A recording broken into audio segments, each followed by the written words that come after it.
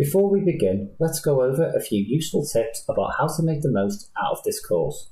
First, you've got the playback speed option, which if you click on this, you can decide how fast or slow you want my voice to go. If you go on the volume, you can turn it either up or down. If you click on transcript, you can see on the right hand side of the screen all the text relating to this lecture. Click on captions, you can see the words that I'm saying at the moment. And if you click on English Auto, you'll get that in English. Settings, you get settings. Full screen, you get full screen. And as always, if you've got any questions, feel free to ask at any time. Hi, I'm John Courtney and welcome to Computer Networking Basics for Desktop Support Technicians. Over this course, we'll be covering some of the basics of computer networking, including the different types of physical network, both those that are currently in use and some legacy network types that you may come across, depending of course on the type of organisation in question. After this, it's on to IP version 4 and IP version 6. It's important to note here that although IP version 6 isn't widely used at this time, it's still important to understand what IP version 6 is, as some troubleshooting relates to it at times, especially when dealing with more modern operating systems such as Windows 10. Once we've covered IP protocols, it's on to quality of service, more commonly known as simply QoS, followed by an explanation of the OSI model, including an overview of how it works, along with the different layers that it consists of. Also, as the OSI model and IP version 4/6 are closely connected to one another, it is important to have an understanding of both when working within an IT environment. Specifically, both IPv4 and IPv6 fall under Layer 3 of the OSI model, which concerns networks and their protocols, but more on this later. Before we begin, this course assumes a basic level of understanding regarding operating systems and some troubleshooting, i.e. around a year or so of experience within a help desk support role in a small to medium-sized organisation. To this end, the course has been designed with simplicity in mind. It's important to note, however, that every network is unique, and that in my experience, it's best to consult with immediate colleagues before making any changes to your network environment, as this will reduce the possibility of any downtime for end users, as well as make life easier in general. This course is designed to provide some useful information for anyone looking to move up from help desk support to level 2 desktop support, and eventually on to level 3, usually either infrastructure or network support. Finally, although hopefully some of the points in this course may already be somewhat familiar, the course aims to fill in the gaps and ensure that you have a good understanding of computer networking, which should help you with your future career in IT. Now that we've gone over the course outline, let's move on to the first part of the course, an overview of computer networking.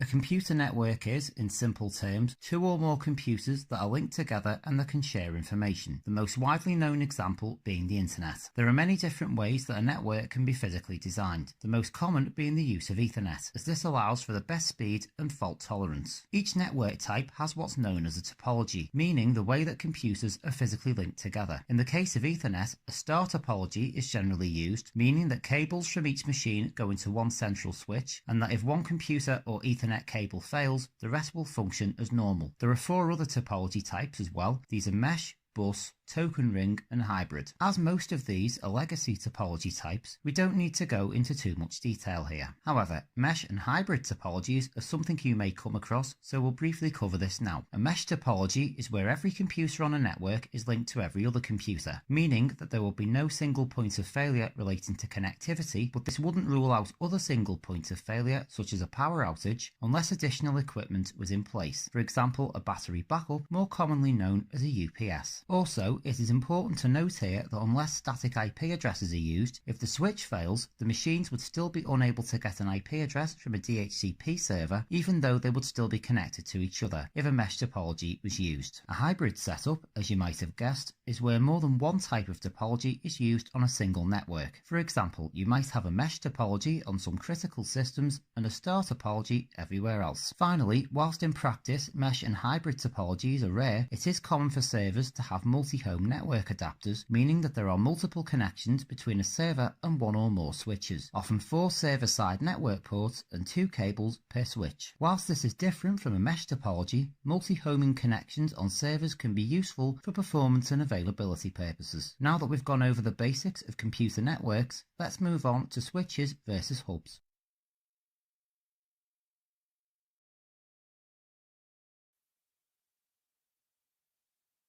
In a typical network environment, there are two types of equipment you will often find computers are typically connected to. These are switches and hubs. A hub is an older piece of equipment that is only capable of sending traffic to all ports, excluding the source port, and therefore all computers at the same time. A switch, on the other hand, is capable of being more selective and only sending traffic to relevant ports. This is done by means of MAC addresses, which are globally unique physical identifiers which can be found on network equipment. As it is 2020, hubs are no longer used and are normally only found on older networks where equipment hasn't been upgraded yet, with switches now being the preferred choice for most network administrators. There are two different types of switch. These are as follows. Layer 2 switch. These switches can only identify traffic through the use of MAC addresses, as we've just gone over. Layer 3 switch. These switches are on layer 3 of the OSI model, which we'll be going over in more detail in the next few lectures. For now, a layer 3 switch means that it understands IP addresses and can therefore be remotely managed and also sort traffic via the use of an IP address, as well as via a MAC address. Whilst the vast majority of hubs only operate at 100 megabits due to being much older equipment, most modern switches operate at either a gigabits per second or, for some very new equipment, 10 gigabits per second. 10 gigabits per second switches are usually used when a high level of traffic is anticipated, for example for backbone connections to file and web services. In a medium to large organisation, you will usually find switches categorised as follows. Access switch. This is where equipment such as computers and printers are typically connected to. This is also where servers are normally connected to, and you will typically have an access switch in each area of your building, depending of course on the size of your network environment. Distribution switch. This is where all of the access switches in one area are usually connected to. For onward connection to the core switches, you would normally have access points for each area, but probably only 2 distribution switches per building, one of these being for DR purposes should the primary distribution switch fail. For this reason, distribution switches usually have a higher network capacity, i.e. 1 gigabits for access switches and 10 gigabits for distribution switches. Core switch. These switches are the backbone of the network, and in most cases, core switches in different areas will be connected to each other via fibre optic cable, in such a way that if one switch goes down, the other 2 switches will still be able to communicate with one another. A real-world example of this that I've come across is an organisation with 3 buildings on the same site, where switch A is connected to switch B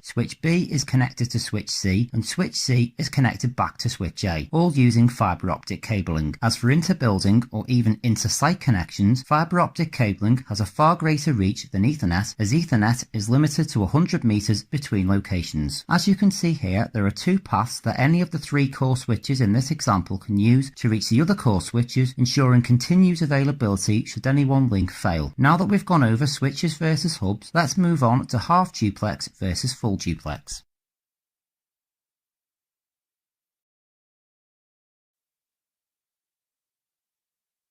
A term you are likely to come across when dealing with networks is duplex. This simply means whether you can transmit and receive data at the same time, or whether only one of these is possible at any one time. A half duplex transmission is similar to some old radios, where you could only speak if the other person was silent, by signalling when you wanted to speak. Full duplex, on the other hand, is similar to a phone conversation, where it is possible for both people to speak at the same time and talk over each other. In the case of most modern networks, which use Ethernet, these are nearly always full duplex. The only cases where I've seen half duplex is either on some older equipment, or more commonly if there is a problem with a cable, i.e. it has been damaged. It is important to note that best practice is to leave this set to automatic on client machines, but to set this manually to full duplex on servers and switch ports which are connected to servers. From my experience, if you decide to use manual duplex settings, it is critical to use the same settings on both ends of the connection in order for it to work correctly. For example, if you change the network adapter settings manually on a server to full duplex, you need to remember to also change this on the switch port where this is connected to at the other end. For any devices that don't have this option available, simply leave this set to automatic at both ends of the connection. For Windows 10 and Windows Server, this can be changed through the hardware properties for the Ethernet adapter in question, accessible through Device Manager and on the Advanced tab as shown in this example. Finally, due to the complexity of most network environments, make sure you document any changes in a shared location that can be easily accessed by the rest of your IT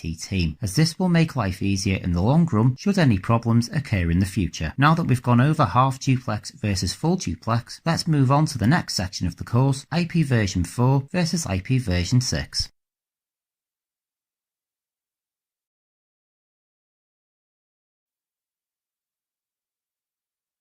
The IP protocol has two versions, both of which you'll probably come across within a typical network environment. These are IP version 4 and IP version 6. Out of the two protocols, IP version 4 is the most widely used. On most networks, your computer will have a dedicated internal IP address, whilst the network itself will have a shared external IP which is set up at router level. The internal IP address is what your machine uses to communicate with other machines on your network, whilst the external IP address is what external machines see when you access them, i.e. websites on the internet. To see an IPv4 or IPv6 address in action, press the Windows key and X at the same time and click on Command Prompt to open a command prompt window. When the window appears, type in ipconfig/all and then press enter. As you can see here, an IP version 4 address consists of 4 groups of numbers between 1 and 254. You'll notice here as well that there are values for subnet mask and default gateway. While subnetting is a course in itself,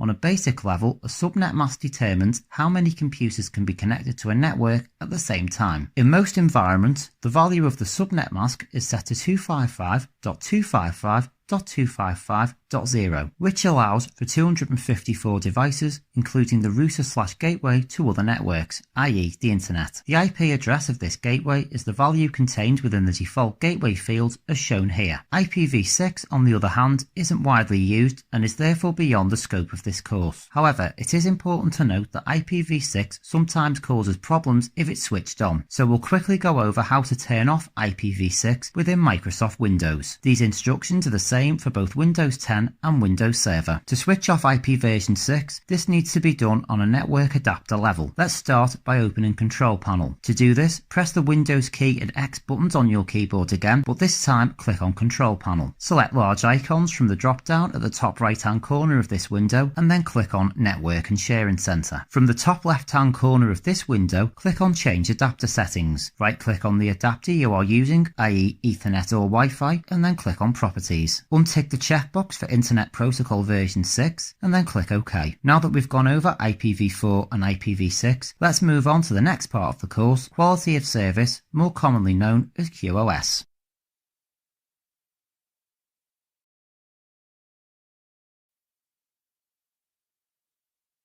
Quality of service is a feature that allows traffic to be prioritized where needed. For example, if different applications are being used at the same time over the same network connection. When this feature is enabled, it reserves a portion of the available bandwidth on your machine for specifically defined applications and ensures that they can continue uninterrupted should your network become congested. A good example of QoS in a real-world scenario is voice over IP or VoIP traffic for network-based phones, as internet phone calls need to be of a high quality regardless of any other traffic that may be going across your local network at the time the call is being made. Specifically, for internet phone calls, there is always a delay between audio and video data being sent and the data being received at the other end. What QoS does is try to minimize the delay and also reduce packet loss, as a congested network can often mean that packets are lost, much like what would happen in a crowded room if 100 people were speaking at the same time, where only a certain amount of people would be heard at once. Although we've mostly gone over phone calls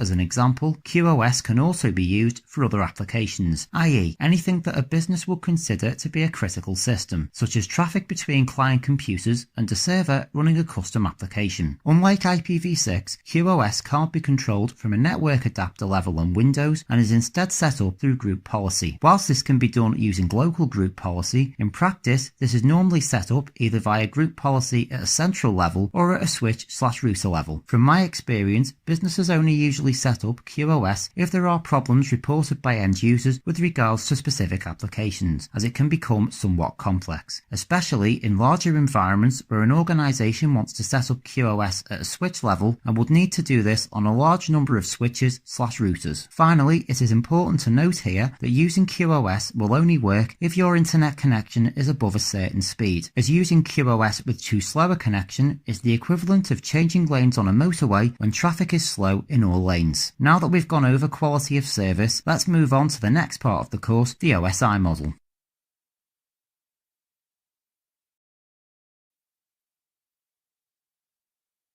The Open Systems Interconnection, or OSI model, describes the different layers found within a network environment, and it's important to understand when dealing with computer networks. The OSI model is made up of 7 layers. These are the physical, data link, network, transport, session, presentation, and application layers. Whenever data is transferred from one system to another, all 7 of these processes are happening in the background and are invisible to end users, with all of the activity happening within a few seconds. It's possible to see this in action using network tools for troubleshooting purposes, however, this is beyond the scope of this course. What's important to remember here is that all of these layers are interconnected. For networking purposes, it's important to understand the purpose of all the layers, but layers 1 to 4 are typically considered to be the most important for network technicians, as layers 5 to 7 are normally all self-contained within the applications themselves. From a real-world point of view, network professionals will sometimes communicate problems with each other in terms of network layers. For example, if a layer 1 problem is detected, this simply means that the problem is physical, most likely a faulty network cable. Finally, as mentioned earlier, layer 3 switches can often be found in some networks, this meaning that the switch is capable of communicating in terms of IP addresses. This is possible as layer 3 is the network layer and therefore responsible for IP addresses. Now that we've gone over the basics of the OSI model, let's go into some more detail, starting with level 1, also known as the physical layer.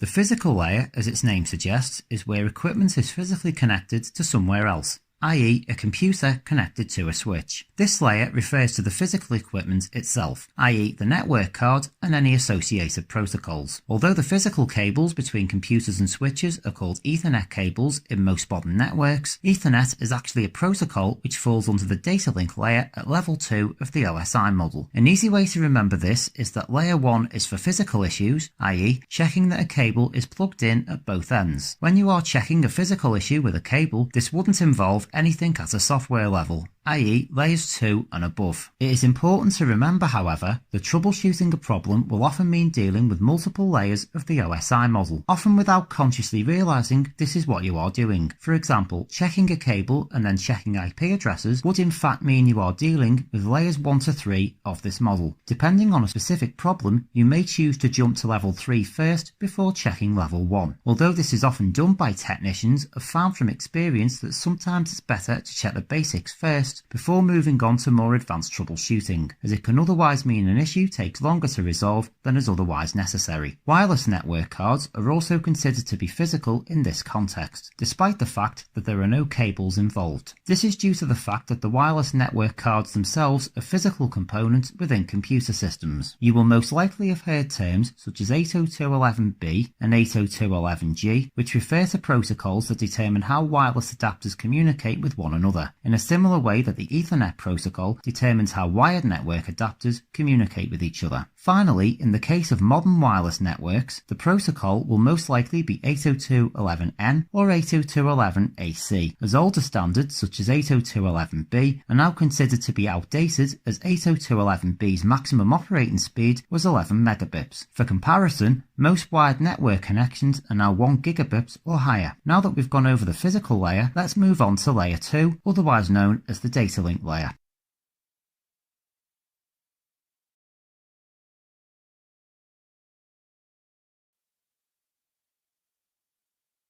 The data link layer is where decisions regarding data communications are made. At this level, media access control or MAC addresses are used to allow communications between devices, rather than anything at a higher level such as an IPv4 or in some cases an IPv6 address. It is also worth noting here that MAC addresses are integral to how devices are able to obtain IP addresses from a DHCP server in the first place. When a computer wants to communicate with DHCP, it actually makes use of both the IP address and the MAC address. To get an IP address from DHCP, your machine will send a broadcast message to 255.255.255.255 and wait for a response, before going through a handshake process to register its MAC address with the DHCP server. If the destination machine for a data transfer isn't local and your machine is sending data elsewhere, it won't know the MAC address of the final destination for the data, so it uses the MAC address of the nearest switch instead, and the switch then passes the data along until it gets to its final destination. Some examples of data link protocols, as briefly mentioned earlier, are 802.11n and 802.11ac. VPN protocols such as PPP are also classed as layer 2 as well. Although there is a difference between the physical layer and the data link layer, they are often grouped together, an example being that most network administrators will refer to a MAC address as the physical address for an adapter, despite this actually being classed as layer 2 rather than layer 1. Finally, in the case of wireless network adapters, it is actually possible for multiple protocols to be supported, the best one being selected depending on the situation, normally relating to signal strength and which will provide the most stable connection. However, despite multiple protocols being supported, only one can be used at a time, which is why you'll sometimes find wireless access points with two different network names or SSIDs, one for 2.4 GHz communications and the other for 5 GHz communications. Now that we've gone over the data link layer, let's move on to the network layer.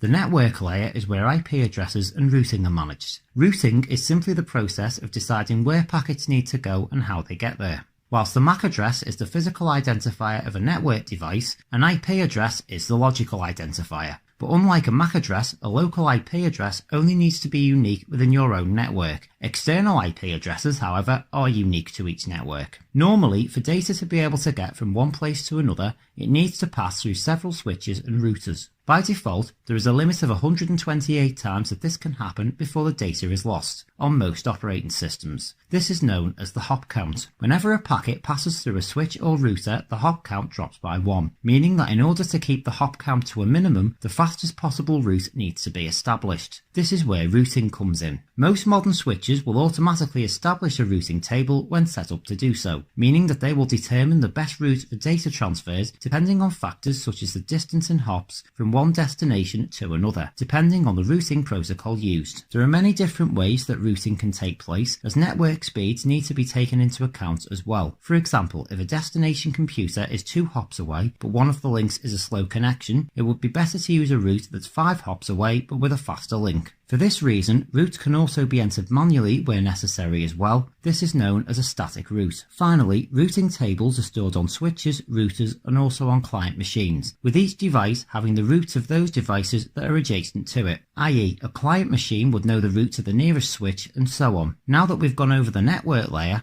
let's move on to the transport layer.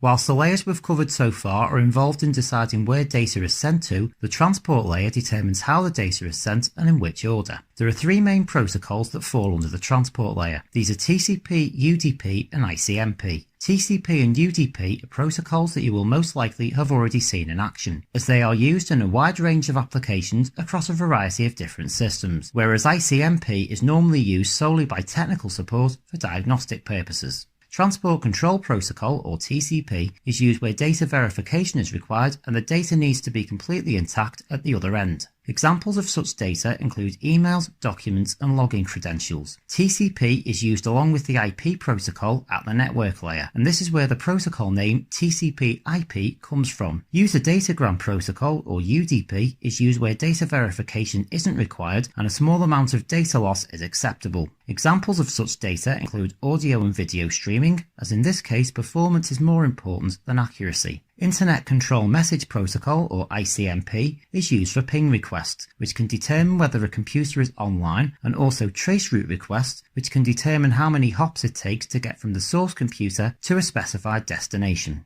Whilst ping sends a test packet and waits for a response, tracesearch/traceroute sends test packets with varying TTL expiry values to establish the approximate switch path that packets are taking to reach their final destination. It's important to note that both of these commands only work if the receiving systems allow ping packets, as some systems are configured to block these packets for security reasons. This is more likely to be the case on secure network environments, for example if you are in a bank or any other type of organisation that needs extra network security. Finally, there are some instances where TCP and UDP are both used together within the same application. This is mostly for diagnostic applications that are capable of testing both protocols. Now that we've gone over the transport layer, let's move on to the session layer.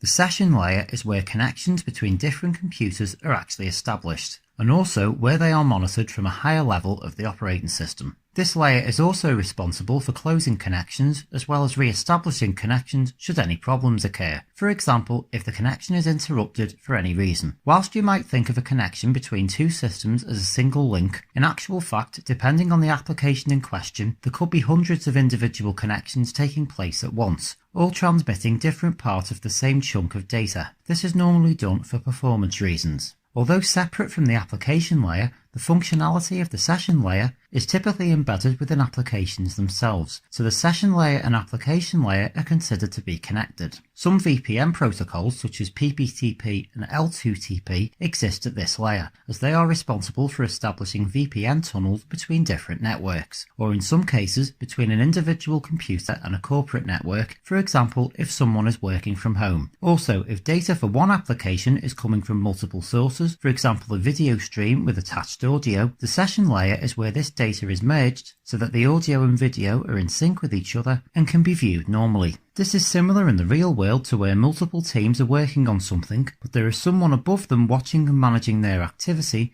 to ensure everything runs smoothly. In IT terms, that someone is the session layer. Like most other processes within the OSI layers, the activity within the session layer normally happens automatically in the background, meaning that whilst you won't need to know too much specifically regarding this layer, unless of course you are an application developer, it's still important to be aware that it exists and what it does. Finally, as with activity within other layers, this can be seen if needed by using specialist network tools, which sometimes happens for diagnostic purposes if there are connectivity issues between different systems. Now that we've gone over the session layer, let's move on to the presentation layer.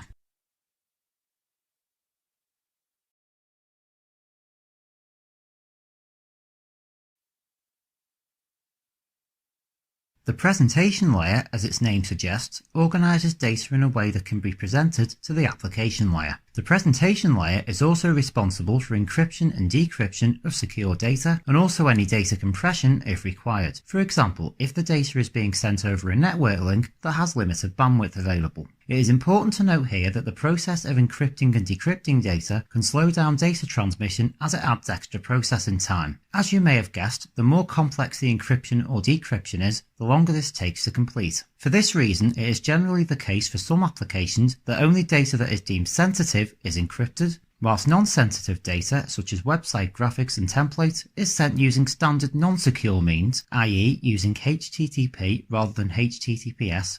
In a lot of cases, continuing with the example of a web browser, you'll find either a mobile display or text-only mode in order to make things quicker. i.e., if you are viewing a news website and don't necessarily need to view all of the background images that come with it. Also, the presentation layer is considered to be in between an application and the rest of the part of the OSI model, almost like an interpreter would be in the case of two people communicating with each other. This means that it not only makes incoming data presentable, it also translates outgoing data from an application into machine-readable format for onward transmission to its final destination. Finally, depending on the operating system and the application in question, this will always be processed slightly differently, especially if there are any language differences between operating systems. This is due to the fact that making data presentable may in this case involve translation of some kind from one language to another. Also, the processes involved within the presentation layer would be implemented slightly differently if the OS is different altogether, i.e. a direct direct connection between a Windows machine and a Linux machine on the same network. Now that we've gone over the presentation layer, let's move on to the final part of the OSI model and the final part of the course, Layer 7, otherwise known as the application layer.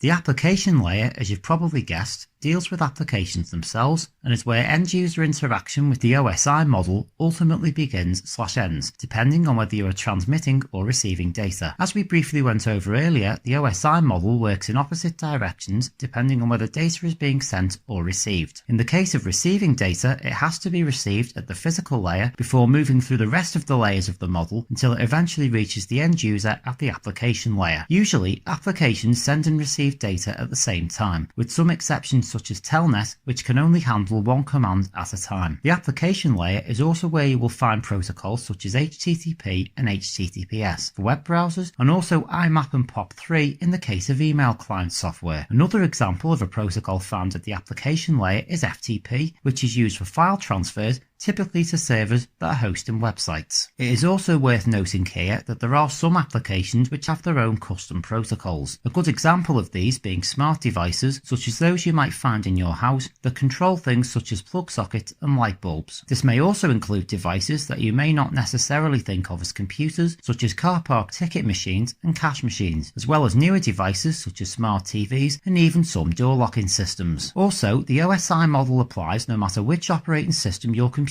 may be using, whether this is Windows or Linux, as the protocols we've gone over in the last few lectures are at a network level and are therefore cross-platform compatible. Although the exact implementation of the OSI model will be slightly different depending on the operating system being used, as mentioned earlier, the concepts are exactly the same from a network point of view. Finally, as well as standalone applications within operating systems, all operating systems themselves use the application layer as well for things such as internal update and for other tasks, i.e. making sure that the system time is kept up to date, the point here being that even though an operating system isn't an application as such, it still uses the application layer in the same way. You have now reached the end of the course. I hope you found it useful, and if you have any questions, please feel free to ask. I'm John Courtney, and thanks for watching.